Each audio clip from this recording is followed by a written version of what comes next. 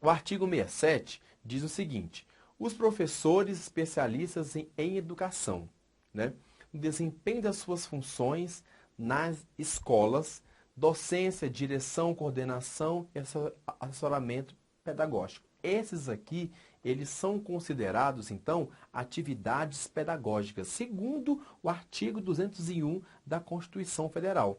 Esse artigo pontua, então, o que é considerado profissional da educação no sentido, por exemplo, para ter uma aposentadoria especial.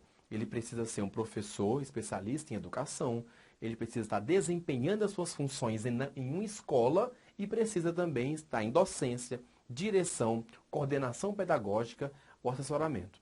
Esses profissionais aqui, segundo a Constituição, estão exercendo o magistério. Ah, e se ele estiver fora da sala de aula? Não importa. Está na direção, sim. É o que a prova pode trazer. E se estiver na coordenação pedagógica, significa que ele, então, não está exercendo a função de magistério? Está, com certeza. Não se esqueçam disso. A direção escolar, a docência, a sala de aula, é claro, a coordenação pedagógica, ou o assessoramento, a supervisão pedagógica, todos eles aqui são considerados, então, profissionais que estão desempenhando as funções de magistério. Além disso, a experiência docente é um pré-requisito para o exercício profissional de quaisquer outras funções do magistério, segundo a LDB, ou seja, para que eu atue na direção, na coordenação, no assessoramento pedagógico, é preciso experiência profissional. É preciso ter experiência no exercício profissional, segundo a LDB. Nem sempre nós vemos isso na prática. Nós sabemos que tem municípios, estados, DF, às vezes, que tem pessoal de coordenação pedagógica, de direção escolar ou de assessoramento, supervisão escolar, pedagógica, que não passaram por sala de aula ainda, isso é claro. Mas vocês não vão marcar a questão de prova de acordo com a sua experiência prática. Você vai marcar com aquilo que a LDB preconiza. E o que a LDB diz é o seguinte: para qualquer outra função de magistério, é preciso que haja experiência profissional. 1 ano, 2 anos, 3 anos, a LDB não pontua. Só diz que experiência profissional é um aspecto, é um ponto, é um pré-requisito para que a pessoa possa exercer outras funções do magistério, como direção, coordenação, assessoramento ou supervisão pedagógica. Tá? Artigo 69 é o artigo que fala sobre os recursos. Esses artigos são muito importantes. Olha só, diz o seguinte: estados e municípios e o DF têm que aplicar 25% das suas receitas para a educação. Né? E essas receitas aqui não incluem aquela, por exemplo, que a União manda para o DF, ou que o Estado manda para o município. Não. Receitas do próprio Estado, do próprio município ou do DF. Os impostos. Então, aplicar os impostos em educação. No mínimo, a União, os Estados, municípios e DF. Estados, municípios e DF têm que aplicar 25%. A União é 18%. Em educação especificamente. Despesas com manutenção e desenvolvimento do ensino.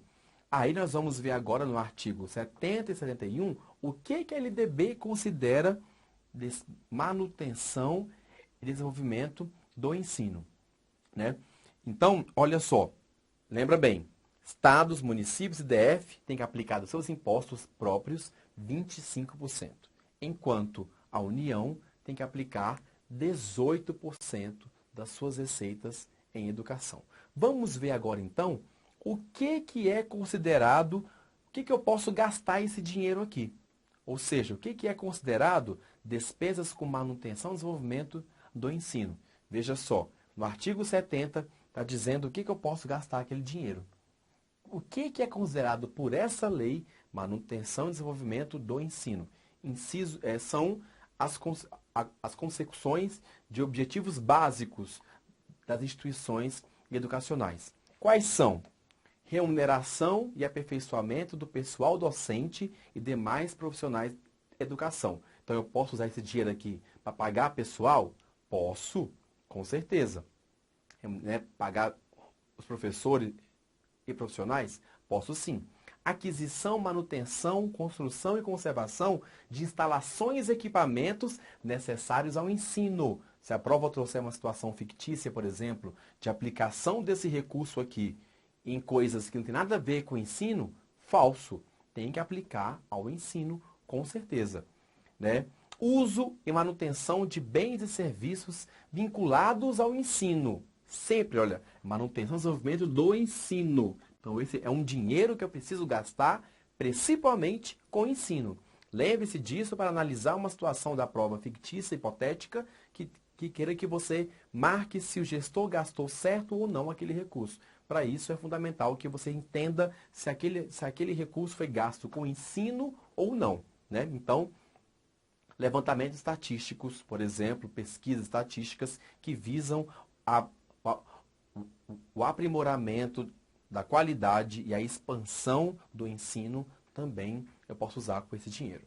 Realização de atividades meio necessárias para o funcionamento do ensino. Limpeza, por exemplo, é uma atividade meio, né? Sem a limpeza, eu não chego à atividade fim, que é o ensino. Portanto, também posso gastar aquele dinheiro.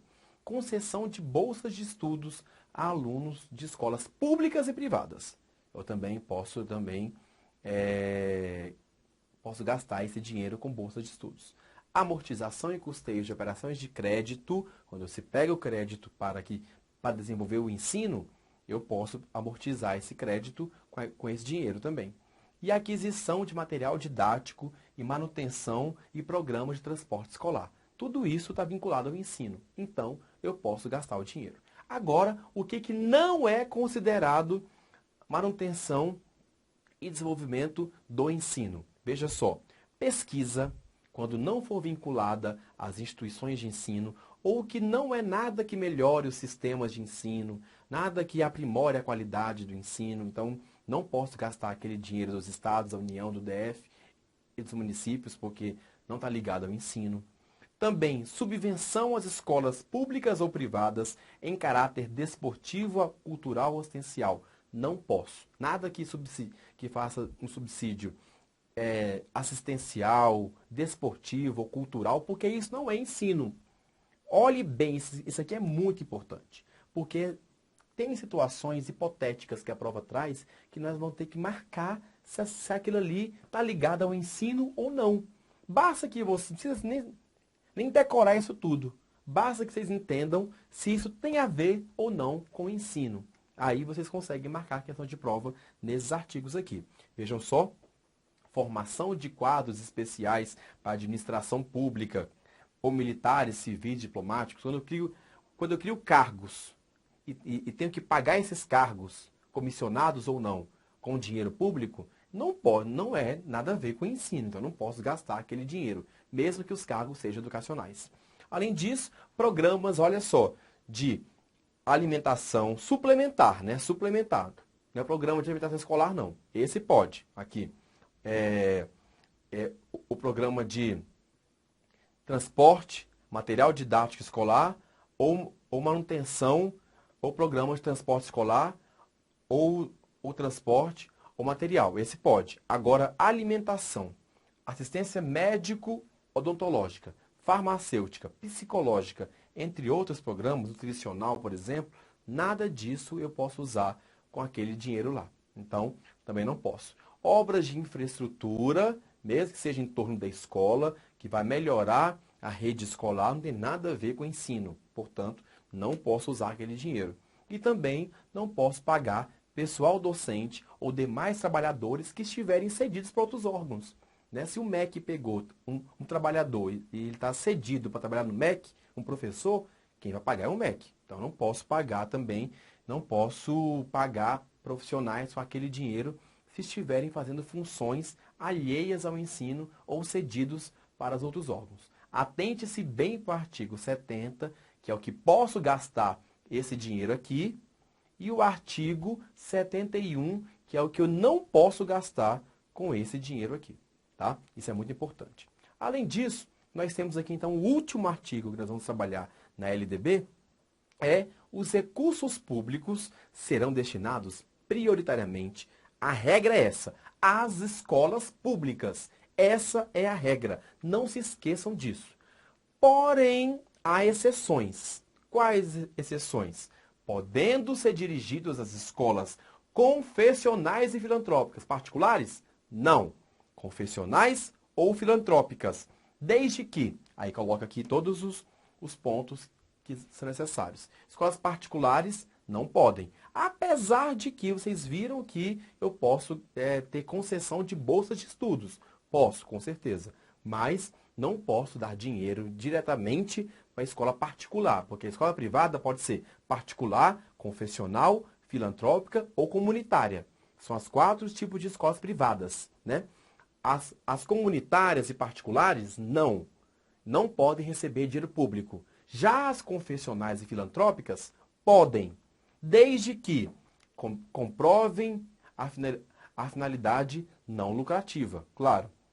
Apliquem seus excedentes financeiros em educação. Não é para ratear o recurso entre eles, não. É para aplicar em educação aquilo que é excedente financeiro.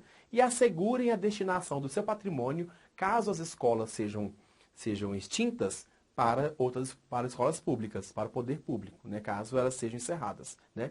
E que prestem contas também ao poder público. Então, se a prova trouxer que recurso público é para escola pública, certo. Mas que há exceções, também está certo. Quais exceções? Filantrópicas e confessionais, desde que sigam esses pontos aqui, tá? A regra, dinheiro público em escola pública. Exceção, confessionais e filantrópicas, né? Desde que sigam isso aqui. E os recursos poderão ser destinados a bolsas de estudos para educação básica quando houver falta de vagas nos cursos regulares da rede pública. Superior não falou ainda não, falou básica, né? Infantil, fundamental e médio. Ficando o poder público obrigado a investir prioritariamente na expansão de sua rede local. Então, posso pagar bolsas de estudos?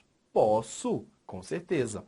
Nas escolas filantrópicas e confessionais, não disse, não falou qual. Então, aqui, nesse parágrafo aqui, do artigo 77, pode ser em outras escolas, sim.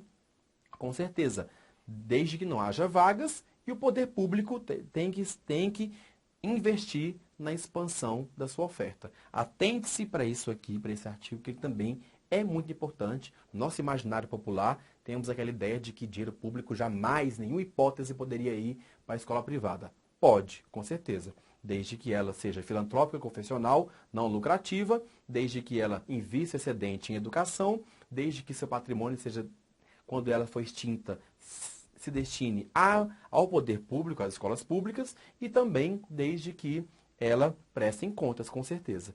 Pode haver bolsa de estudos? Pode. O governo pode pagar a bolsa de estudos em escolas particulares? Pode.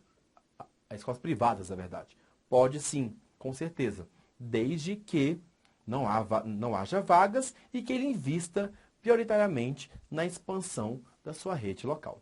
E aqui, então, nós finalizamos os artigos da LDB mais importantes. Coloquei quase todos os artigos aqui nesse resumo, né? Um ou outro eu não trabalhei, porque são artigos que nunca caíram em prova, não caem nas provas mesmo, porque são especificidades muito peculiares da LDB, que não dizem respeito à prova de concurso, mas foram muito poucos. A grande maioria deles eu trabalhei aqui com vocês com um olhar de elaborador de prova, que é esse olhar que a gente tem que ter, tentando esmiuçar o que eu posso tirar dos artigos para elaborar uma questão de prova e não ser pego em questões sutis, às vezes, que nós sabemos e que deixamos de acertar porque não tivemos atenção, né? Porque é uma sutileza, é uma palavra, a outra que muda. Então, em cada artigo, eu tentei mostrar para vocês aquilo que pode se configurar em questão de prova.